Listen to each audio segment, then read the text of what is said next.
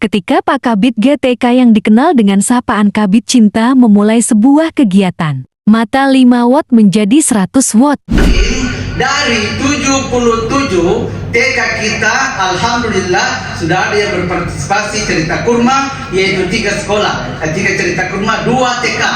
Ya, 2 TK.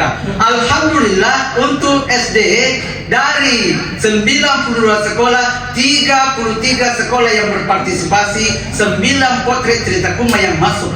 Tepuk tangan dulu.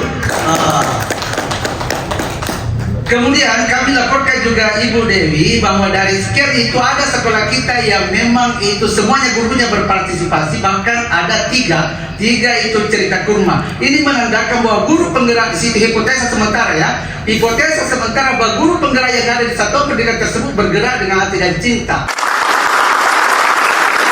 Kegiatan penguatan komunitas belajar antar sekolah sebagai strategi penguatan program peningkatan literasi numerasi tahun 2024 ini difasilitasi oleh Balai Besar Penjaminan Mutu Pendidikan Provinsi Sulsel. Peserta didik dengan capaian hasil AN yang meningkat dari merah menjadi hijau. Kegiatan ini diikuti perwakilan guru penggerak di 3 angkatan, 5, 7, dan ke-9. Juga diikuti para pengawas dan kepala sekolah.